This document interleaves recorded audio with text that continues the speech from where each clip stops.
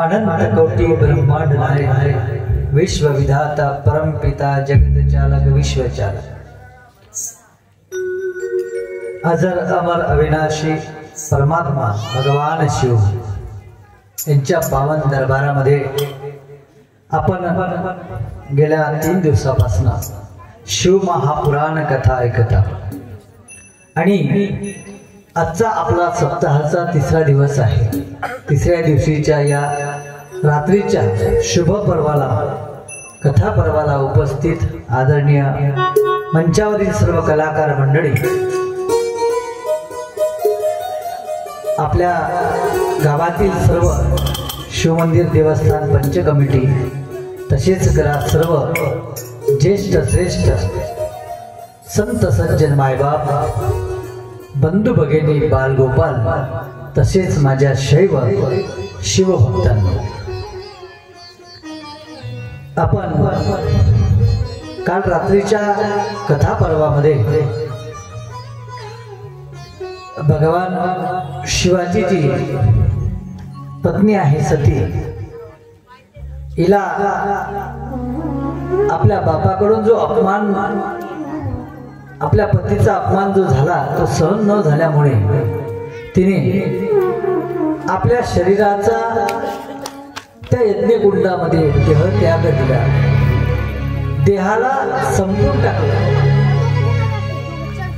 असं म्हणतात ना की शहाण्याला शब्दाचा मार आहे आणि अळाण्याला कितीही खेटर मारा तरी त्याला काही त्या फरक पडत नाही।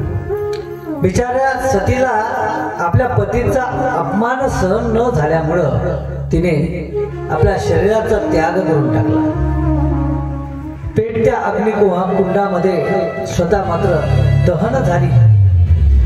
ही बातमी जेव्हा भगवान शिवशंकराला कळली, भगवान शिवशंकर क्रोधित झाले, इतके क्रोधित झाले की त्यांनी आपल्या जटा मोकळ्या केल्या आणि त्या मोकळ्या जटेतून वीरभद्र नावाचे भयानक वीर 11 विक्राळ असा पुरुष निघून प्रजापती राजा दक्ष याच्या दरबारात येऊन राजा दक्षाच्या मानेला एकदम तोडून टाकलं आणि शरीराने मुंडी वेगवेगळी केली। राजा दक्ष माफी मागू लागला। आपल्याला जर मोठं व्हायचं असेल तर कुणी चुकलं तर त्याला माफ करा आणि आपण चुकलं तर दुसऱ्याला माफी मागा। राजा दक्ष विनंती करू लागला की मला माफ करा, मी चुकलो, मी गर्वामध्ये गेलो होतो, अहंकारामध्ये गेलो होतो, मला तुमची माया समजली नाही। भगवान शिव क्रोधात एकदम क्रोधी, एकदम चेहरा लाल झाला आणि माता सती दहन होत असताना त्यांनी माता सतीला उचललं आणि सगळी देवी देवता इंद्रदेवा सहित महर्षी नारद, भगवान विष्णू सगळे मात्र आज चिंतेत पडलेले आहे। विचार करू लागले की आता भगवान शिव काय करेल, यांना तर इतका क्रोध आलेला आहे, यांचा क्रोध आता कसा शांत होईल। ते तर आता सतीला घेऊन निघाले, पण यामुळे पृथ्वीचा नाश होऊ शकतो त्या क्रोधामुळे। मग सगळी देवी देवता, महर्षी ऋषी मुनी सगळी भगवान नारायणाकडे गेले आणि प्रभू भगवान शिव क्रोधा म्हणजे एकदम रागामध्ये निघालेले आहे आणि सतीला घेऊन निघालेले आहे। आता ते शरीराचे, त्यांच्या शरीराचे जर कुठे तुकडे पडले तर पृथ्वीचा नाश होईल, कुणाला म्हणजे त्रास होईल, म्हणून जगाचा विनाश होईल। म्हणून त्यांनी प्रभू विष्णूंची प्रार्थना केली, प्रभू नारायणांची प्रार्थना केली, प्रभूला विनंती केली। तेव्हा भगवंतानी आपलं सुदर्शन सोडलं आणि त्या सुदर्शनाने माता सतीचे संपूर्ण भारतभर 51 तुकडे पडले. 51 जे तुकडे पडले ना ते शक्तीपीठ म्हणून आज संपूर्ण भारतामध्ये प्रसिद्ध आहे. त्यापैकी महाराष्ट्रामध्ये 3.5 पीठ आहे. एक तुळजापूर, दुसरं कोल्हापूर, तिसरं सप्तशृंगी आणि अर्ध जे पीठ आहे ते माहूर आहे. असे माता सतीचे जे पीठ पडले त्या पीठावरती आज मंदिर उभे झाले. भारतामध्ये 51 पीठापैकी 48.5 पीठ संपूर्ण भारतात आहे. त्यापैकी महाराष्ट्रात 3.5 पीठ आहे. अशी 51 तुकडे म्हणजे 51 पीठ शक्तीपीठ निर्माण झाली. आणि सगळे मा भगवतीची प्रार्थना करू लागले की माता भगवती आता शांत झाली पाहिजे, भगवान शिवशंकर शांत झाले पाहिजे. म्हणून भगवान शिवशंकराने माता सतीची स्थापना करून तिथे शक्तीपीठ निर्माण करून सर्वांना माता सतीचं पूजन करायला सांगितलेलं आहे. आणि बरीच मंडळी तिथे शक्तीपीठावरती पूजन करता आलेली आहे. लेके पूजा की थाली ज्योत मन में जगाली, तेरी आरती उतारो भोली माँ. लेके पूजा की थाली ज्योत मन की जगाली, तेरी आरती उतारो भोली माँ. तुझो दे सहारा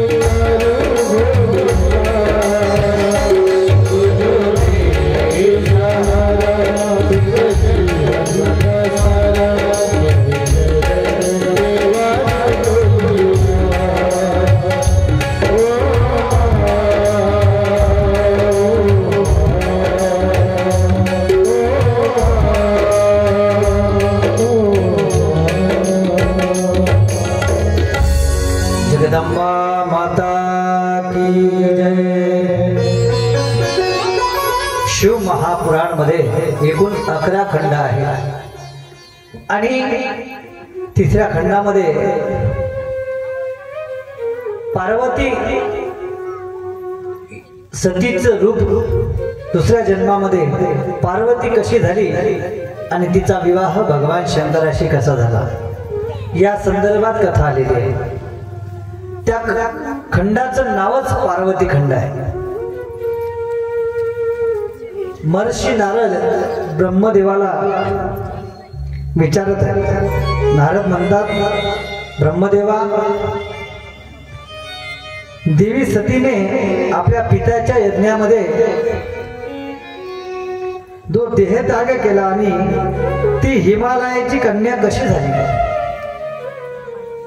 पुढे हिमालयाची कन्या माता पार्वती म्हणून जन्माला येणार आहे आणि ती भगवान शंकराची तपश्चर्या करून परत शिवाला प्राप्त करणार आहे. तर कशी प्राप्त करेल त्या संदर्भात पार्वती खंडामध्ये सुंदर कथा लिहिली आहे. ब्रह्मदेव म्हणाले, हे मुनी श्रेष्ठ, मी तुला ही परम दिव्य कथा सांगतोय.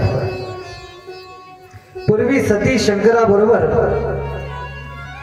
हिमालयाच्या पर्वतावर रममान झाली होती भक्तीमध्ये.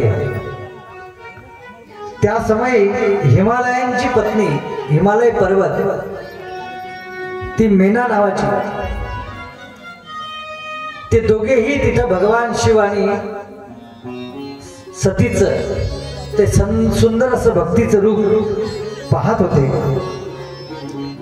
त्यावेळेसच मेना नावाची जी स्त्री होती, हिमालयाची पत्नी, तिने मनोमन अंतरंगामध्ये प्रार्थना केली की मला शिवासारखा जावई असावा आणि सतीसारखी मुलगी असावी. तिने मनोमन प्रार्थना केली की अशा प्रकारचे सुंदर जावई आणि जर मुलगी मला मिळाली माझ्या भाग्यामध्ये तर माझं कल्याण होईल. अशी प्रार्थना मनोमन केल्यानंतर शेवटी ती मेनेच्या पोटी कशी आली आणि तिचा विवाह भगवान शंकराशी कसा झाला या कथेमध्ये महर्षी नारद ब्रह्मदेवाला विचारतात. नारद म्हणतात की हे ब्रह्मदेवा, ज्या अर्थी सतीने मेनेच्या पोटी कन्या म्हणून जन्म घेतला त्या अर्थी ती मोठी पतिव्रता किंवा श्रेष्ठ नारी असू शकते. ती कशी काय जन्मली. मग त्या ठिकाणी हिमालयाने भगवान शिवशंकराचा धावा केलेला आहे आणि भगवान शिवशंकर त्या हिमालयाला प्रसन्न झाले आणि म्हणतात की घाबरू नको, तुझी इच्छा पूर्ण होईल. माझं नाव आहे शिव भोळा चक्रवर्ती, मी भोळा आहे, मी प्रत्येक भक्ताच्या इच्छा पूर्ण करतोय. माझी आवड जी भक्त पूर्ण करतात मी त्यांना त्यांच्या सदैव पाठीशी आहो.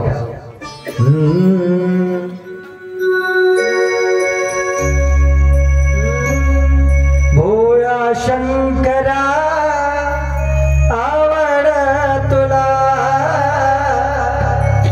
भोळा शंकरा आवड तुला, आवड तुला, आवड तुला, देवाच्या पानाची पानाची पानाची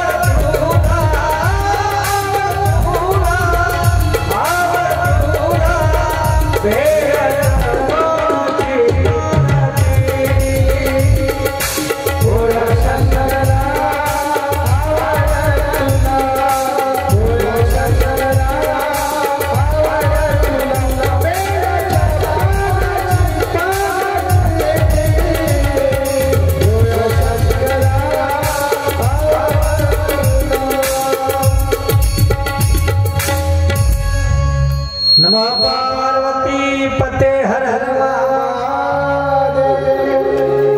पर्वतराज हिमालय भगवान शिवाची अपूर्ण इच्छा पूर्ण करण्याकरता भगवान शिवाची सतीमध्ये इच्छा अपूर्ण राहिली। अर्ध्या आयुष्यामध्ये सती सोडून गेली। भगवान शंकराला फार दुःख झालं। सतत भगवान शिव सतीच्या आठवणीमध्ये वेळ घालवत होते। पर्वतराज हिमालय विचार करतात, चिंता करू लागले आणि जेव्हा त्यांचा मेनेशी विवाह झाला आपल्या प्रपंचामध्ये आनंदामध्ये संसार करू लागले। पण चिंता वाटू लागली की भगवान शंकर दुःखी आहे। कधी कधी कसं होते, आपण आपले सर्व दुःख ईश्वराला भगवंताला सांगतो, पण कधी कधी भगवंतही दुःखी असतात, ते कोणाला सांगतात? आपलं सर्वांचं कल्याण करता करता त्यांनाही दुःख येतं। शेवटी प्रत्येकाला आपापलं मन आहे, भावना आहे, पण भगवान मायेच्या पलीकडे जरी गेले असले तरी सतीमध्ये त्यांचा जीव होता। आणि हिमालय पर्वतराज मात्र त्यांची चिंता पाहून दुःखी म्हणजे एकदम निराश होऊ लागले आणि आपल्या पत्नीला सांगतात, मेनीला सांगतात, अगं आपण आता मा भगवतीची पूजा केली आणि मा भगवतीकडून वरदान मागूया की आमच्या पोटी आपण जन्म घ्यावा आणि आमची अशी इच्छा आहे की आमची कन्या भगवान शिवाला आम्ही देऊ, असा मनाशी संकल्प आम्ही केला। जगदंबेचे अफाट रूप, विराट रूप शक्तीपीठाच्या रूपानं पूर्ण भारतभर तयार झाले। मा भगवतीची प्रार्थना सगळी देवी देवता करू लागली। जगदंबा मातेला विनंती केली, माता तुम्ही मागच्या जन्मामध्ये सती होता, आता तुम्हाला पुढच्याही जन्मामध्ये नाव बदलेल पण रूप मात्र तुमचं तेच राहील, आदिशक्ती। आणि म्हणून आदिशक्तीची आराधना या कलियुगामध्ये फार चाललेली आहे। प्रामुख्याने दोन गोष्टीला फार जास्त महत्त्व आहे कलियुगामध्ये, नवरात्र आणि शिवरात्र। माता हिमालयाच्या पत्नीने माता मेनेने चैत्र नवरात्रामध्ये देवीची उपासना सुरू केली, व्रत वैकल्य सुरू केलं, म्हणून आजही चैत्र नवरात्र म्हणून साजरं केलं जातं। आज आपण पाहतो की दोन नवरात्र आहेत, एक नवीन वर्षामध्ये सुरू होते गुढीपाडवाला, प्रथम पहिल्या दिवसापासून तर नवमीपर्यंत,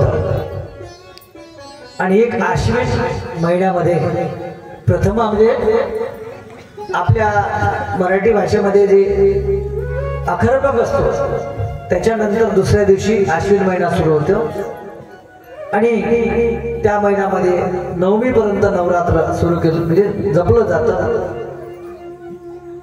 म्हणजे आश्विन नवरात्र आणि चैत्र नवरात्र। चैत्र नवरात्रामध्ये माता मेनेने देवीची उपासना सुरू केली, कशासाठी की आमच्या गर्भामध्ये देवी सामावं, म्हणजे आमच्या घरामध्ये देवीने जन्म घ्यावा। संकल्प आहे की भगवान शिवाला ही पार्वती अर्पण करायची।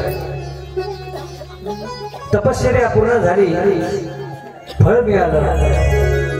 मेनेच्या पोटी, हिमालयाच्या पोटी एक सुंदर सुकन्या निर्माण झाली। सुंदर तेजस्वी ओजस्वी तिचं रूप आहे, सुंदर आहे। आणि मग ऋषी मुनी जपी तपी सर्वांनी पुष्पांचा वर्षाव केला आणि महर्षी नारदांनी नाव ठेवलं पार्वती। पार्वती ही लहानपणापासूनच शिवाची भक्त होती, कारण काही संस्कार पूर्वजन्मीचे असल्यामुळे तिला शिवाच्या भक्तीची आवड होती, शिवाच्या नामस्मरणाची आवड होती। ती सतत भगवंताचं नाम करत होती। तुझे बरवे नाम तुझे बरवेगा शंकरा, नाम तुझे बरवेगा शंकरा, नाम तुझे बरवेगा शंकरा, नाम तुझे बरवेगा शंकरा। हर हर महादेव, हर हर महादेव, शंकरा शंकरा शंकरा, नाम तुझे बरवेगा शंकरा, बरवेगा शंकरा, नाम तुझे बरवेगा शंकरा।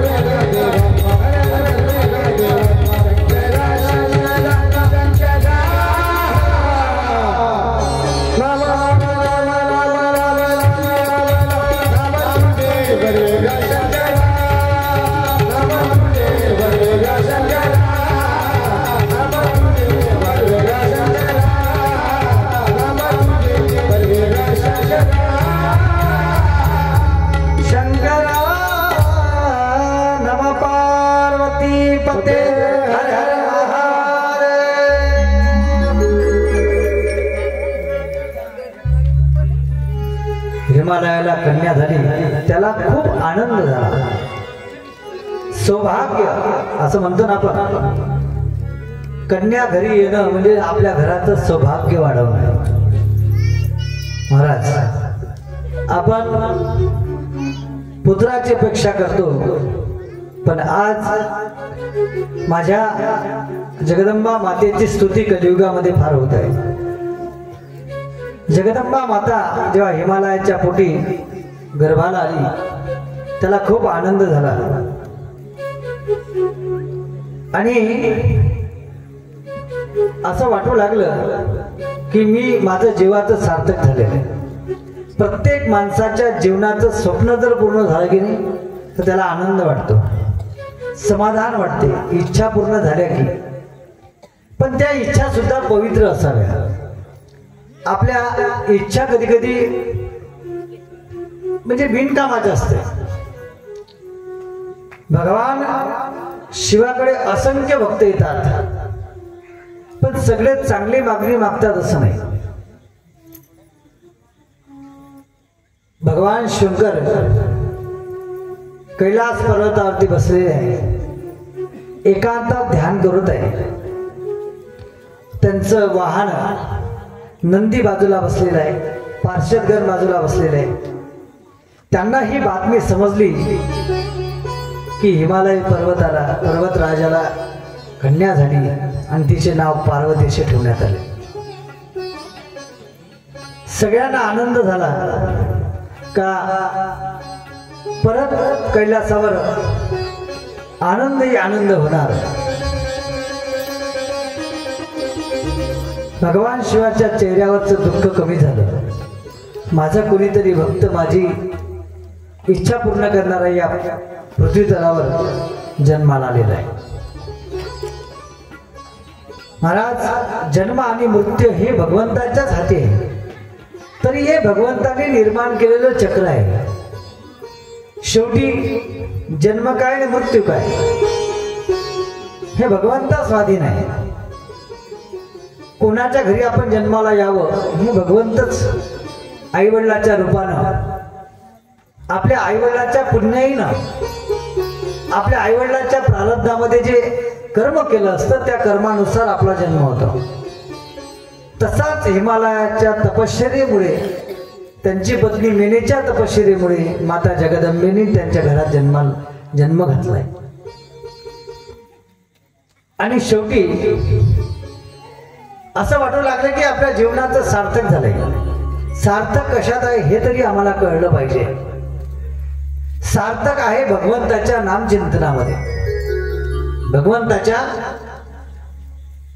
ध्यानामध्ये. भगवंताचं ध्यान नसेल, भगवंताचं नामचिंतन नसेल तर आपला जीवन, आपला जन्म व्यर्थ आहे. म्हणून भगवान शिवाचे जेवढे काही भक्त आहेत ते सगळे आनंदी झाले. महर्षी नारद ब्रह्मदेवाला विचारतात, ब्रह्मदेवा, आज मात्र भगवान शंकराच्या चेहऱ्यावर प्रसन्नता वाटत आहे. भगवान शिव खुश झाले, प्रसन्न झाले की त्यांची गेलेली सती पुनर्जन्मात आली आणि तिचे नाव पार्वती असे ठेवण्यात आले.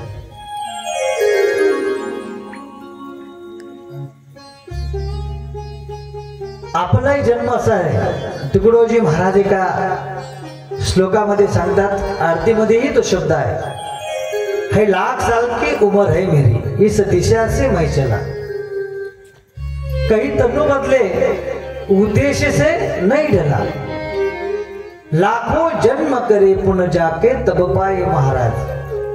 आपणही अनेक जन्मामध्ये सोबत सोबत आहोत. जशी देवाच्या सोबत सती होती, भगवान कृष्णांसोबत गोपिका होत्या, त्या प्रकारे प्रत्येकांची जे आपण अवतीभोवती जे दिसतो ना, अनेक जन्मात सोबत सोबतच आलेला. पण आपण कोणत्या योनीमध्ये होतो, कोणत्या अवतारामध्ये होतो, कोणतं कार्य केलं हे आपल्याला आठवत नाही आणि स्मरण सुद्धा नाही. आणि आठवायला नाही पाहिजे. मागचा जर जन्म तुम्हाला आठवला तर कदाचित भानगडी निर्माण होईल, नाही का? म्हणून देवानं आपलं स्मरण जन्माला यायच्या अगोदरच आपल्याला भूल पाडून दिली. कदाचित कुणी कुणाचे इथं नातेवाईक असतील, कुणी कुणाचे बाप माय असेल. पुनर्जन्मामध्ये आपल्याला माहीत झालं असतं आपण दुसऱ्या घरी जन्माला आलो असतो ना, आपले मायबाप जर दुसऱ्या घरी असते, आपल्याला आठवलं असतं तर आपण हे घर सोडून त्याच घरी गेलो असतो, नाही का? म्हणून ईश्वराने आपल्याला भूल पाडली आणि मायेची भूल पडली पाहिजे. भगवंताच्या नामाची भूल नाही पडावी, पण मायेची भूल पडली पाहिजे. माया नश्वर आहे, ईश्वर सत्य ईश्वर आहे. माया बदलणारी आहे, ईश्वर कधीही बदलत नाही. म्हणून भगवान शिवशंकराला आनंद वाटला की माझी सती परत हिमालयाच्या घरामध्ये आलेली आहे. सती मात्र हळूहळू आता 3-4 वर्षाची होऊ लागली. म्हणजे तिचं नाव पार्वती. घरी कन्या आली की घरामध्ये दमदम वाटते, घरामध्ये आनंदी आनंद वाटतो.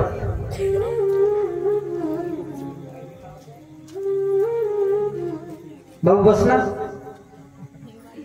बस खुर्चीवर.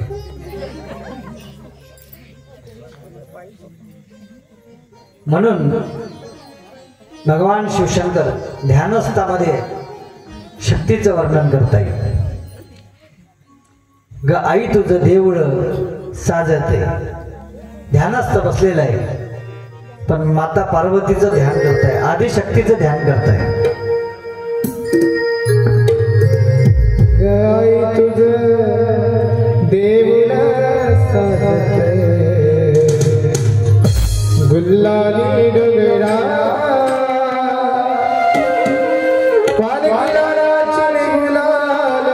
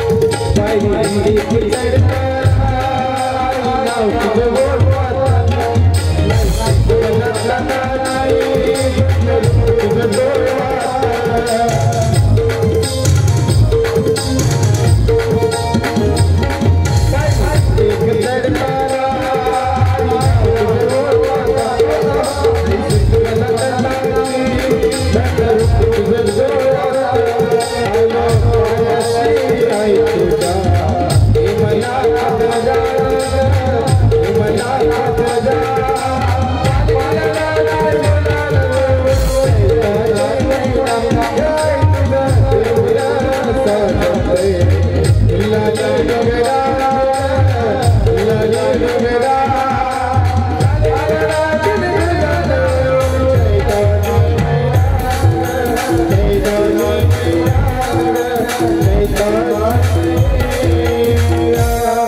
जगदंबा माता की जय। माता पार्वती 5 वर्षाची असताना हिमालयाने भगवान शिवाकडे प्रार्थना केली की आम्हाला पार्वतीला आपल्या सेवेमध्ये ठेवायचं आहे, आपली सेवा करण्यासाठी सेवेमध्ये ठेवायचं आहे। तेव्हा शेवटी मेने आणि हिमालय सुद्धा शिवांचे भक्त होते। माता पार्वती सुद्धा शिवाची भक्त होती आणि उठता बसता जागता झोपता शिवलिंगावर सतत म्हणजे पांढरे तांदूळ आणि पाण्याचा अभिषेक करत होती, दुधाचा अभिषेक करत होती आणि मला शिव प्राप्त व्हावा अशी प्रार्थना करत होती। सतत पार्वती प्रभूचं ध्यान करत होती आणि सेवा करत असताना काही काळ सुंदर गेला आणि एक तारकासूर नावाचा राक्षस आतंक वाचू लागला आणि शेवटी तारकासुराचा वध पार्वती आणि शिवाच्या पुत्राने व्हावा म्हणून या दोघांचं आकर्षण वाढण्यासाठी विवाह हा आवश्यक होता।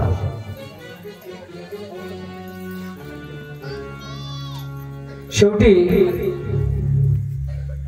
आजही समाजामध्ये असुर आहेत। असुर म्हणजे दुसऱ्याला त्रास देणारे, समाजाचं हित पाहणारे, त्याला आपण सज्जन म्हणतो। आणि दुसऱ्याला त्रास देणारे आजही समाजात आहे, त्याला सूर आणि असुर असे 2 प्रकारचे मार्ग आहेत। म्हणून जीवनामध्ये कधी आपल्या हाताने कोणाचं वाईट होऊ नये याचा विचार करावा। चांगलं जितकं करता येईल तेवढं करा, पण वाईट कधी नाही व्हावं, कारण ते आपल्याला भोगावं लागतं। भला किसी का करना सके तो बुरा भी किसी का मत करना, फूल नहीं बन सकते तो कांटे बनकर मत रहना। भला किसी का कह न सके तो बुरा किसी का मत करना, भला किसी का कह न सके तो बुरा किसी का मत करना। पुष्प नहीं बन सकते आके पुष्प नहीं बन सकते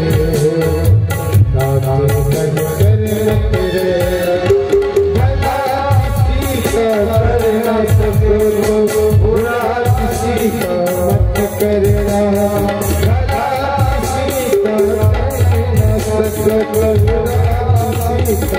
मत करना। पुष्प नहीं बन सकते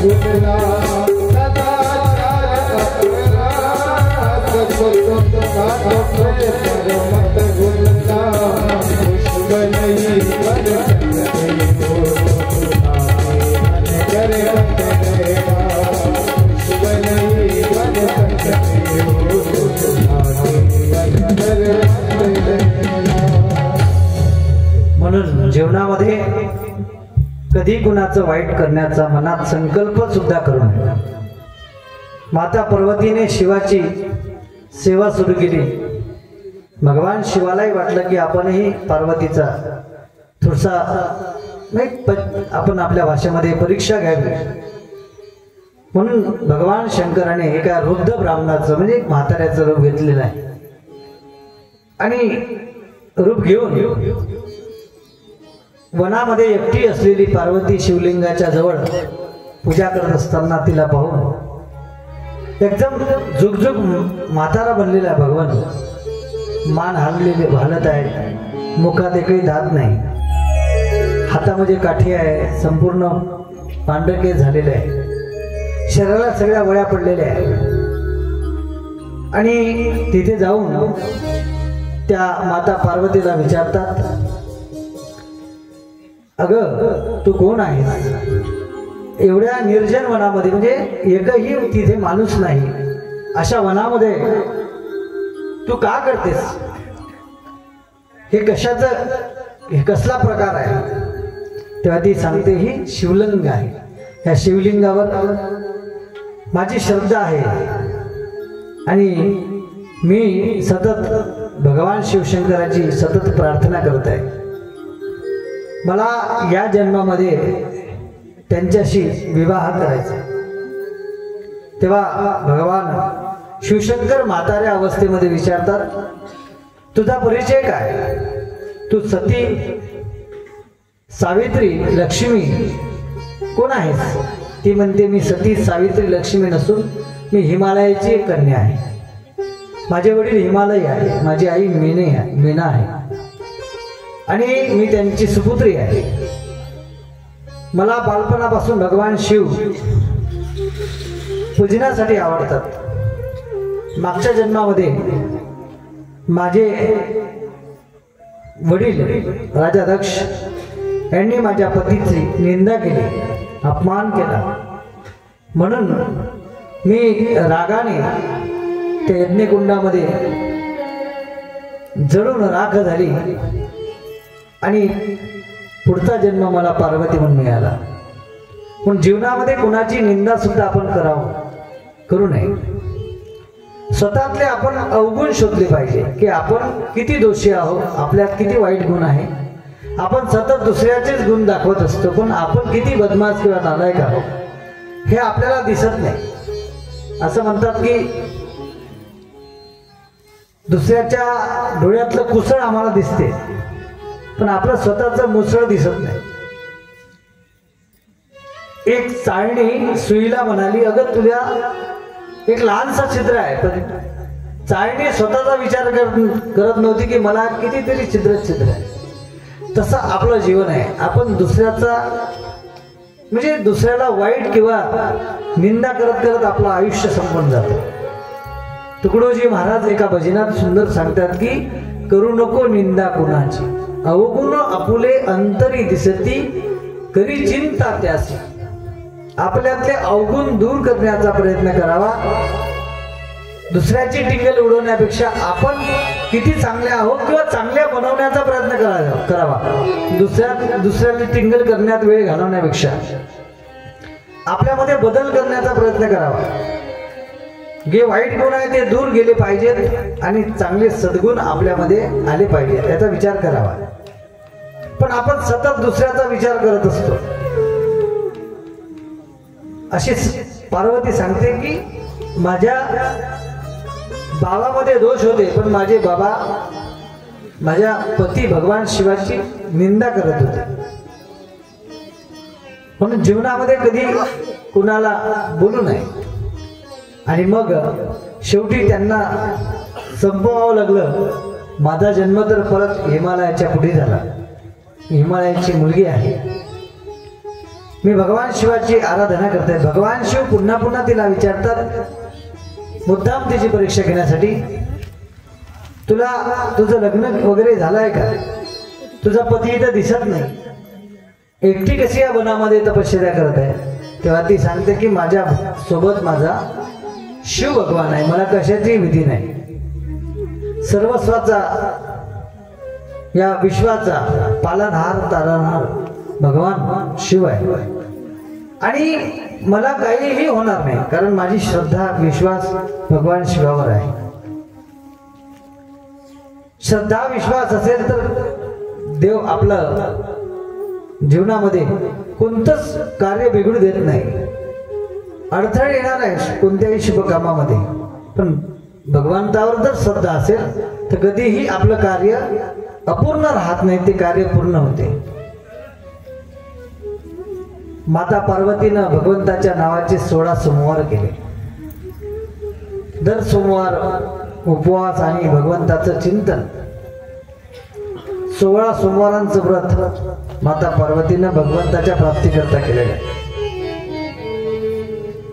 आणि सुंदर भगवंताची आळवणी करू लागली.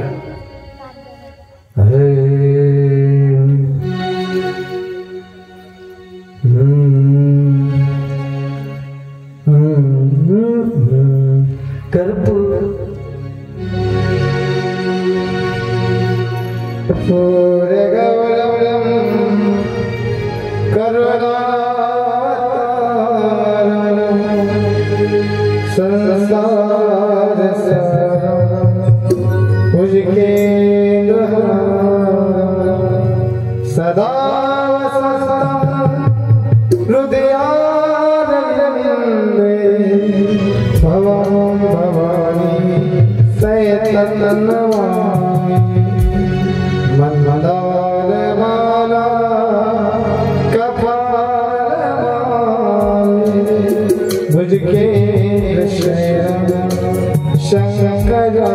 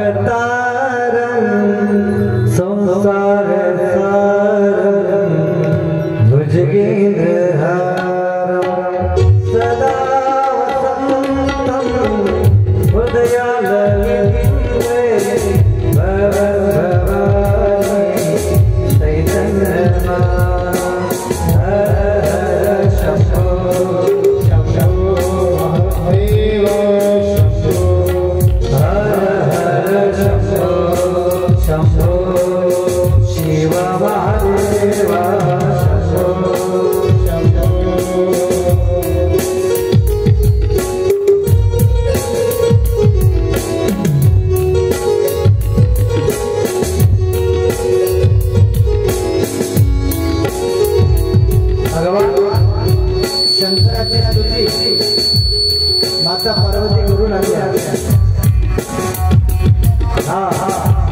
भोलेनाथ जगाचा पालनहार आणि विश्वाची निर्मिती करणारा ब्रह्म विष्णू महेश यांचा नाता या जगताचा विधान त्याला मी वंदन करतो.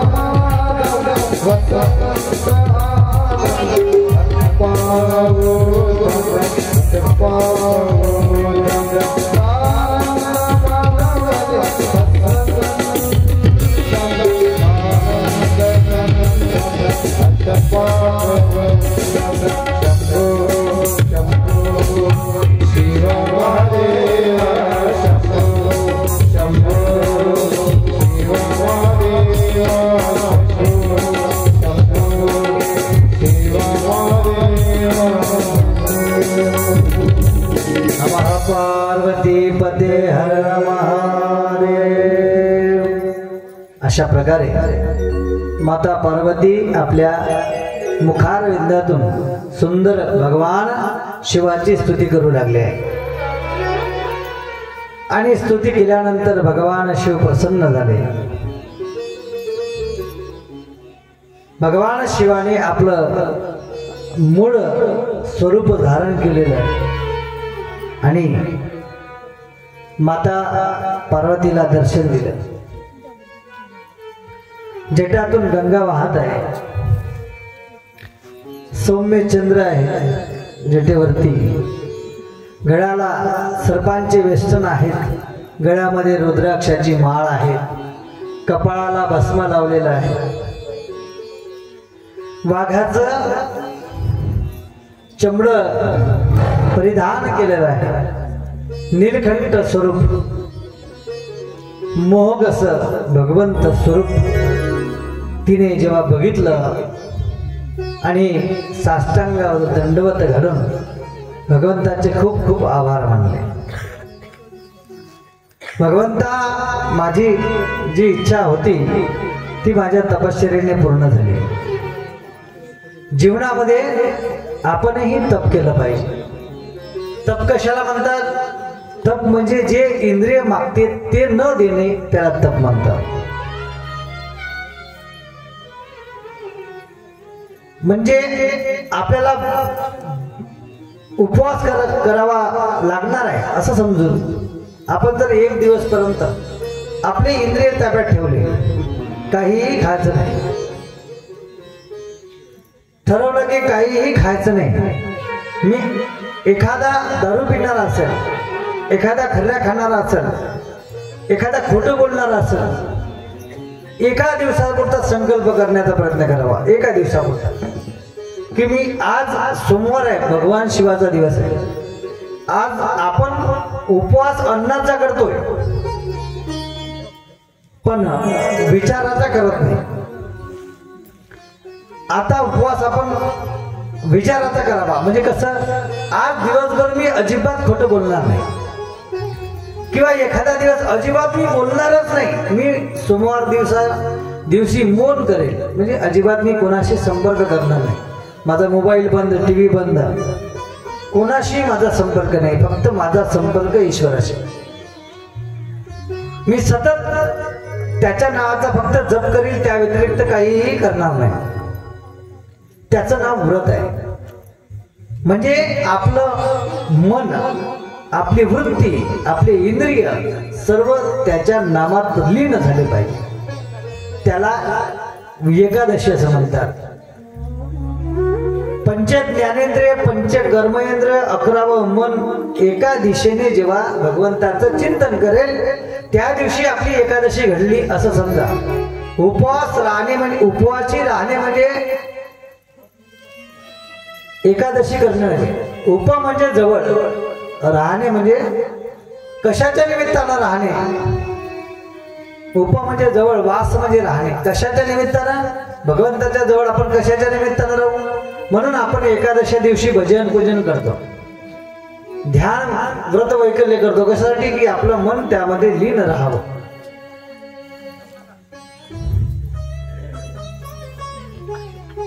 अनलीन माझी मती हो,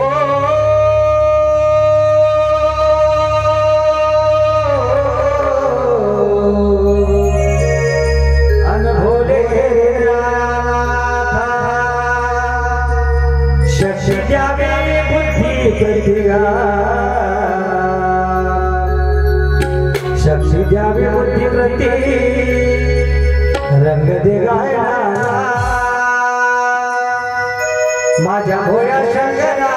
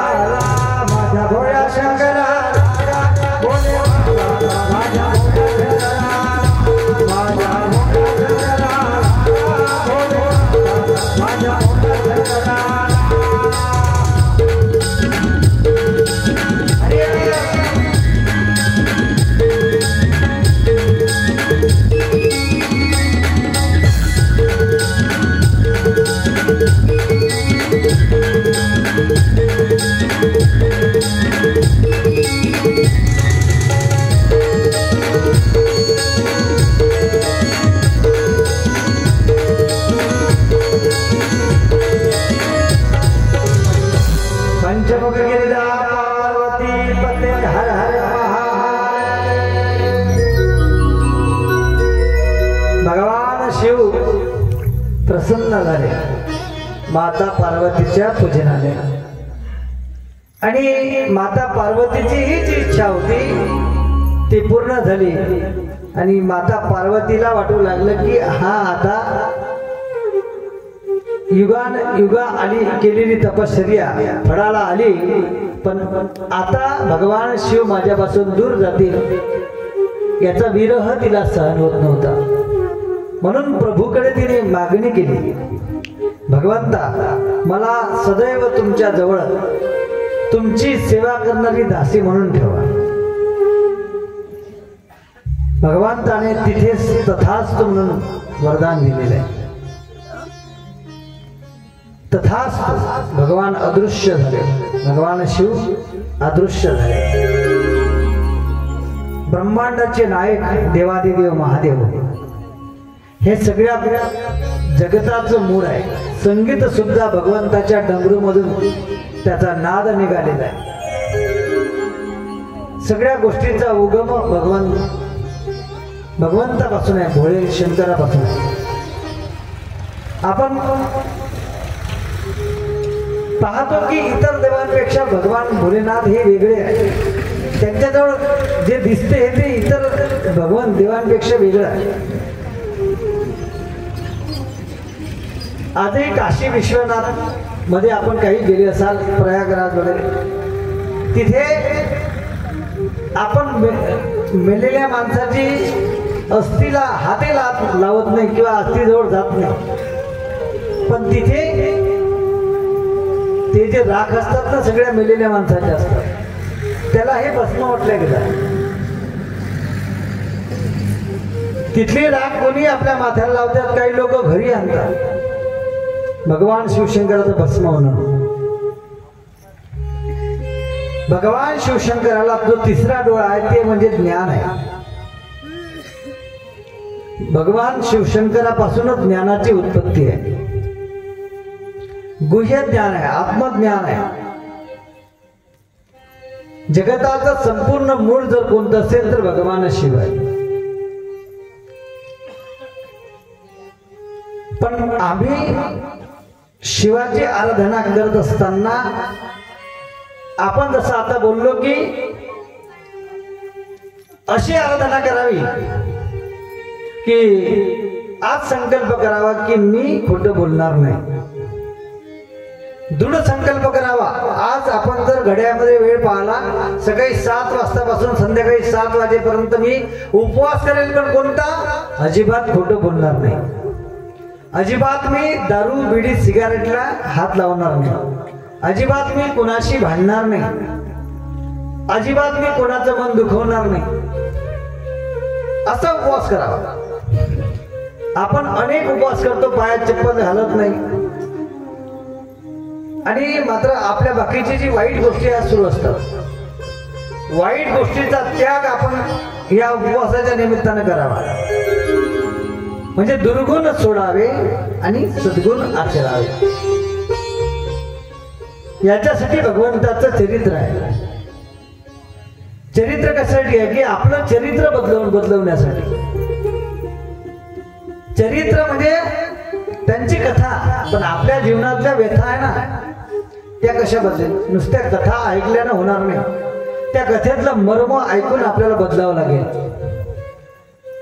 एकनिष्ठ भावनेनं जसं पार्वती मातेनं भगवान शिवाचं ध्यान केलं तसंही आपल्याला करावं लागणार आहे। संत तुकडोजी महाराज असं म्हणतात,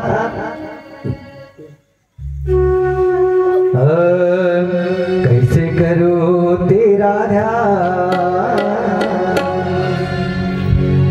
आणि सर्वात श्रेष्ठ असलेला आहे ध्यान ही 7व्या नंबरची पायरी आहे। ये मन नहीं माने फिरे अनजाने, समझत नाही बता रे, कैसे करू तेरा ध्यान, कैसे करू तेरा ध्यान,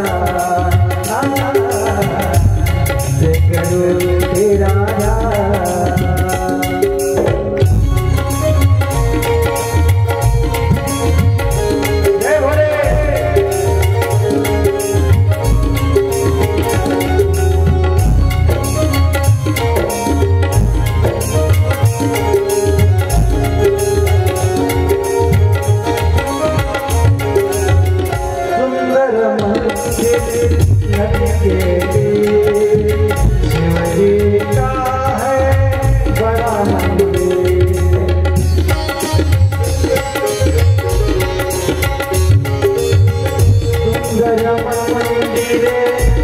कैसी शिवजी का है बड़ा मंदिर, ये मन नहीं माने ये रह जाए, ये मन नहीं माने ये रह जाए, समझ नहीं बताए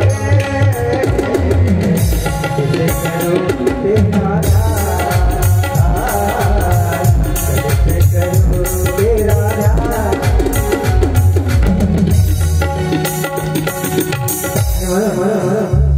ध्यान ही उच्च कोटीची पायरी आहे.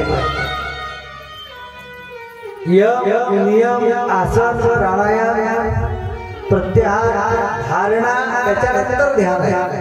आपण बसलो असं बसल्याबरोबर विचार करतो की मला ध्यान लागलं पाहिजे, तसं कसं होईल? सहज शक्य नाही. पहिल्यांदा यम म्हणजे वर नेणारा नाही. यम म्हणजे आपली दिनचर्या, रोजची दिनचर्या कशी आहे. सकाळी उठण्यापासून आपला दिनचर्यामध्ये कोणत्या याच्यामध्ये वेळ जातो नाही का. सकाळी उठण्यापासून झोपेपर्यंत आपण कोणतं काय कार्य करतो याच्यावर अवलंबून आहे. त्याच्यात भगवंताचं कार्य कितपर्यंत आहे, कोणतं आहे. जीवनाचे नियम आपण किती पाळले, संतांच्या विचारानं किती चाललो. आसन म्हणजे ज्या ठिकाणी आपण बसलो आहोत ते आसन आपण सिद्ध केलं आहे का. कोणत्या आसनात बसला, सुखासन मध्ये आहे, पद्मासन मध्ये आहे, स्थिर आहे का शरीरामध्ये चंचलता आहे. शरीरामध्ये चंचलता असेल तर मन स्थिर होऊ शकत नाही. मन स्थिर झालं नाही तर ध्यान लागत नाही. धारणा म्हणजे दिशा, आपली दिशा योग्य आहे का. ह्या सगळ्या गोष्टी जर असेल तर ध्यान मात्र सहज गतीने प्राप्त होईल. पण आपण म्हणून की लगेच बसल्याबरोबर माझं ध्यान म्हणजे लक्ष लागलं पाहिजे, तसं कसं होईल. आपल्या डोक्यामध्ये अनेक विचार आहेत, ते आपण एकदम एका ठिकाणी बसल्यावर ते विचार येतात, कल्पना येतात. उद्या कोणतं काम करायचंय, काल कोणतं झालं, कोणत्या गावाला गेलो होतो, कुठं जायचं राहिलं नाही का, किती पैसे कमी झाले, किती द्यायचे आहे, मुलाला शाळेत टाकायचं आहे, त्याची परीक्षा व्हायची, हे सगळे विचार आपण बसल्यावर येतात. डोळे उघडे असल्यानंतर काही विचार येत नाही, पण डोळे लागले का विचाराचं थैमान निर्माण होतं. म्हणून भगवान शिवाकडे पहा. भगवान शिव हे अंतर्मुख आहे. राष्ट्रसंत तुकडोजी महाराजांनी ध्यानाच्या साधनेमध्ये सांगितलं की अपने आत्म के चिंतन में हरदम जागृत राहणं आहे. आपल्या आत असलेल्या शक्तीचं आपण कितपर्यंत ध्यान करतो. म्हणजे अपने आत्म के चिंतन में हरदम जागृत रहना है. ओहम सोहम, येणारा श्वास आणि जाणारा श्वास, येणारा ओम आणि जाणारा सोम. ओहम सोहम श्वास से अपने, म्हणजे येणारा येत आहे आणि जाणाराही जात आहे. पण येणारा आलाच नाही तर जाणारा कुठून जाईल. स्टॉप नाही का. ओहम सोहम श्वास से अपनी अंतरदृष्टी निरखण आहे. त्याच्यातच सर्व आत्मज्ञान आहे. आणि म्हणून भगवान शिव हे अंतर्मुख आहे. अंतर्मुख आपण झालो पाहिजे. आयुष्यभर आपण बहिरंगाने सगळीकडे पाहतो पण स्वतः अंतर्मुख कधी झालो नाही. अंतर्मुख साधना करणे म्हणजे ध्यान करणे. आपण भगवंताचं ध्यान करायचं आहे तर सर्व विषय आपल्या मनातून बाहेर काढावे. जसं मंदिरात गेल्यानंतर चप्पल बाहेर काढतो तसे मनातले वाईट विचारही बाहेर काढावे आणि एकांत बसावं आणि त्यामध्ये फक्त भगवंताचं स्मरण असावं, दुसरं काहीही असणार नाही. आणि हे कधी शक्य आहे. आपले यम नियम आसन प्राणायाम धारणा हे जर योग्य असेल तर ध्यान आहे, नंतर समाधी आहे नाही का. म्हणून सदा राही तो आनंदे, भगवान शिव सदा आनंदी का आहे? कारण ते आपल्या आत्मशक्तीचं ध्यान करत आहे. बहिरंगामध्ये ते नाही, ते अंतरंगामध्ये रमलेले आहे. आणि आपल्याला त्यांच्या मूर्तीकडून तेच शिकायचं आहे की आपल्यालाही अंतर्मुख व्हायचं आहे. आणि अंतर्मुख झालं तरच लावणी अंतरा हरवुनी देव भाव सारा. रंग लावणी अंतरा, अंतरंगामध्ये रंग लागला पाहिजे, वरचा रंग कामाचा नाही. हे लागला रंग भजनाचा, डोलला देव मोचा. लागला रंग भजनाचा, डोलला देव मोचा.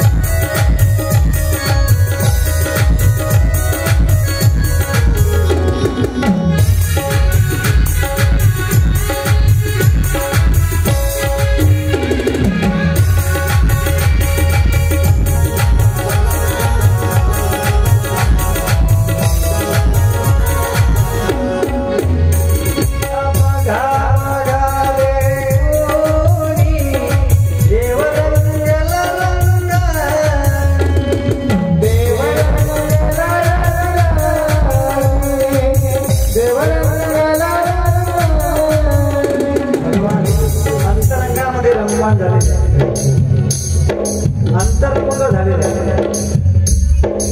राष्ट्रसंत गुरुजी महाराजांनी भजन लिहिलं आहे. आमचा देव सुद्धा रममान आहे, पण कशामध्ये आहे? अंतरंगामध्ये.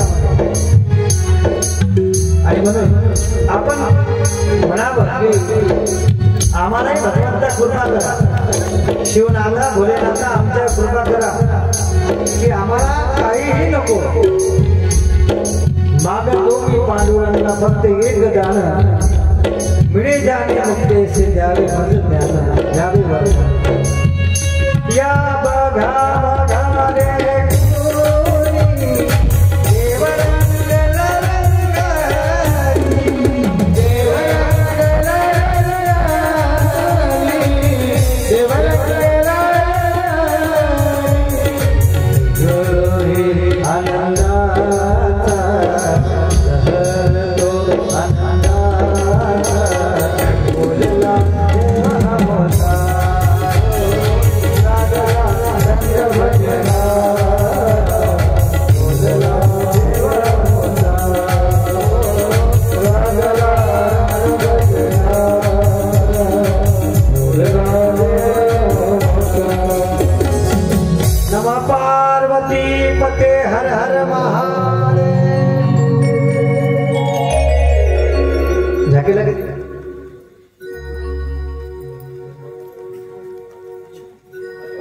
आणि म्हणून आपला भोळा भाव शंकराला प्राप्त होईल. पण हे कधी होईल? आपली धारणा दिशा त्या प्रकारे असली तर. तशी माता पार्वतीमध्ये जिज्ञासा होती. भक्त चार प्रकारचे. पहिला भक्त आर्त भक्त. आर्त भक्त म्हणजे ज्या भक्तामध्ये व्याकुळता असते, एकदम त्याचं मन, आपण आपल्या भाषेमध्ये म्हणतो त्याच्या मनात अंतरंगामध्ये काय असतो? कनवाळू. एकदम प्रेमळ मन. पटकन त्याच्या मनामध्ये कोणी काही बोललं तर लगेच त्याच्या डोळ्यातून पाणी पडतंय. असं ज्याचं मन असते त्याला आर्त भक्त असे म्हणतात. आर्तता ज्याच्यामध्ये असते. दुसरा भक्त आहे ज्ञानी, जो भगवंताच्या स्वरूपाचं ध्यान करतो त्याला ज्ञानी भक्त म्हणतात. तिसरा जिज्ञासू, भक्त देव प्राप्त करण्याकरता काहीही करायला तयार असतो. अनेक राक्षस जिज्ञासू असतात आणि चौथा भक्त अर्थार्थी आपला म्हणजे स्वतःची इच्छा पूर्ण करण्याकरता जो देवाकडे नवस करतो मागणं घालतो त्याला अर्थार्थी भक्त असं म्हणतात. सगळ्यात श्रेष्ठ भक्त कोणता असेल तर आर्त भक्त आहे. भगवान कृष्णांची बहीण द्रौपदी हिने आर्त भक्ती स्वीकारली म्हणून देव तिचा उद्धार करण्याकरता धावून आले. तिच्यावर आलेलं संकट दूर करण्यासाठी देवाने तिची लाज राखली. का बरं? कारण तिने ईश्वराला असं आळवलं, व्याकुळतेने आळवलं म्हणजे अत्यंत कोमल हृदयाला आर्तते नाव नाही का. अशी आर्तता ज्या भक्तांमध्ये असेल त्या भक्ताला देव लवकर प्राप्त होतो. देव पटकन जसं लहानसं लेकूळ कसं आई रडल्याबरोबर आई धावत जाते त्याच्याजवळ, तसे आर्तता व्याकुळता आपल्या अंतरंगात असली की देव लवकर आपल्या जवळ येतो. आणि दुसरा भक्त आहे ज्ञानी. ज्ञानी म्हणजे निर्गुण रूपाचं ध्यान करणारा. त्याला सगुण रूपाशी काही घेणं देणं राहत नाही. ज्ञानी भक्ताला त्याला फक्त भगवंताचं निर्गुण रूप आहे. तुझं सगुण म्हणू की निर्गुण रे, शेवटी सगुण की असो की निर्गुण असो एकच आहे. परंतु शब्द दोन असल्यामुळे आपल्याला असं वाटते की निर्गुण श्रेष्ठ आहे, सगुण कनिष्ठ आहे, पण तसं काहीही नाही. दोनही एकच आहे, सगुण असो की निर्गुण असो.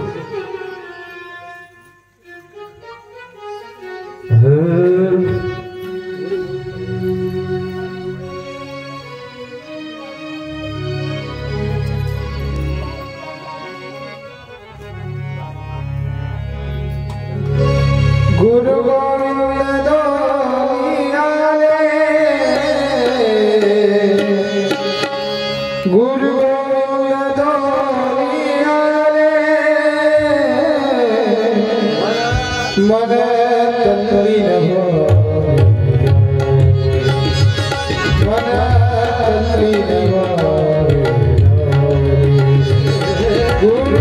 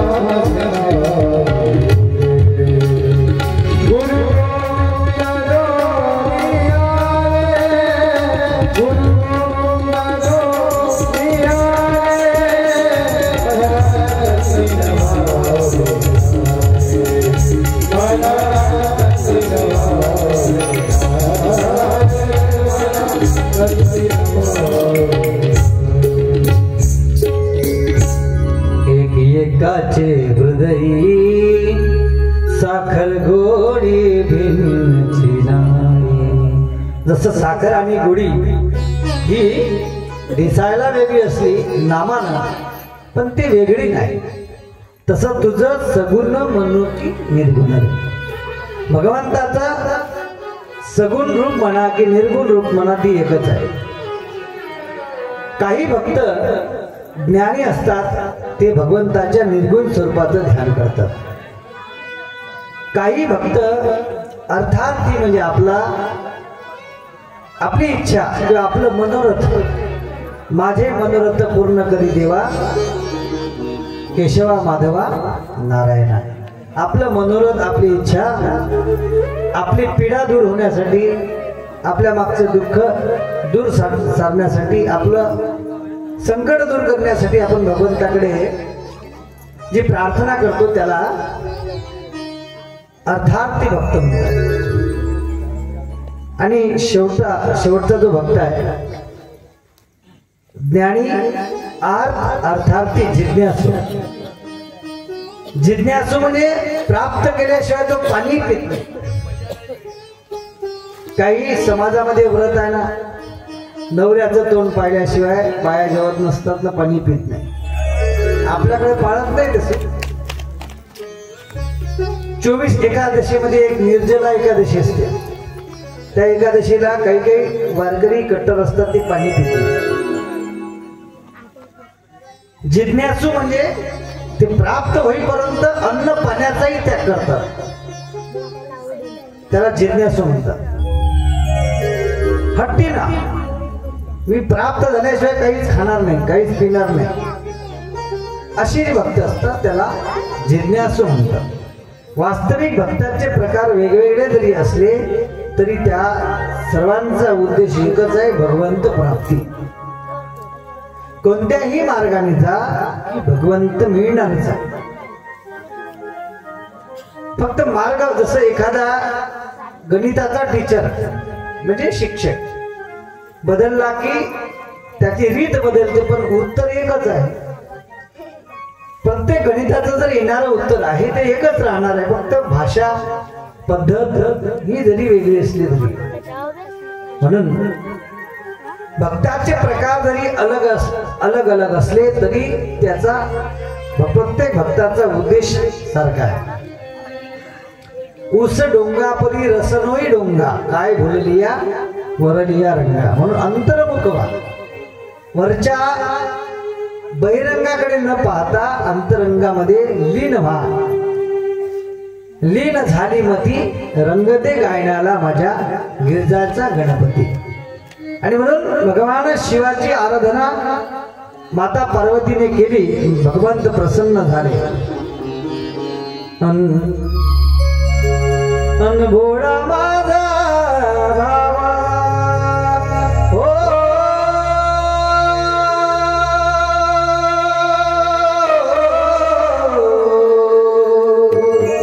अनभोले नाता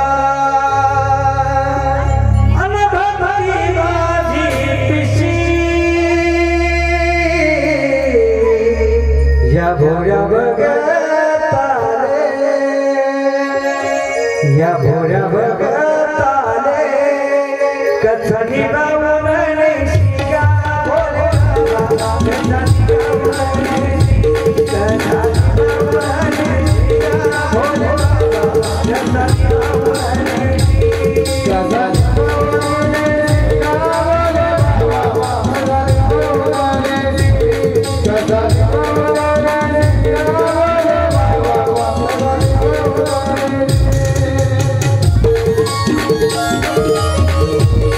Thank you.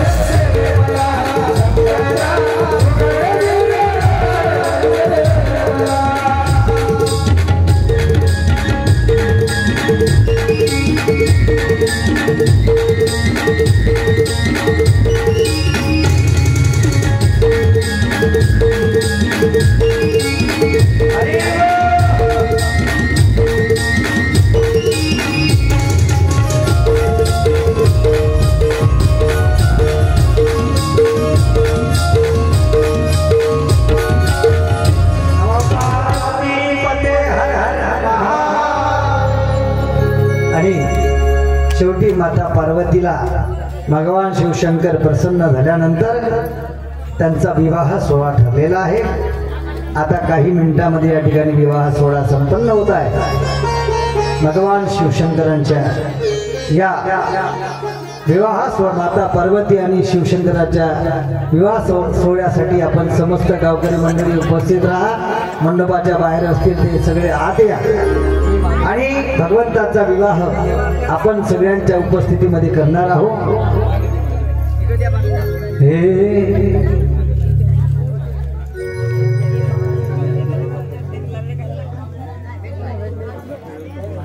माता पार्वती आणि भगवान शिवशंकर आता आपल्या मंडपात प्रवेश करणार आहे। नमः शिवाय, नमः शिवाय। ऐसा डमरू बजाया भोलेनाथ ने, ऐसा ऐसा ऐसा हरि बोल।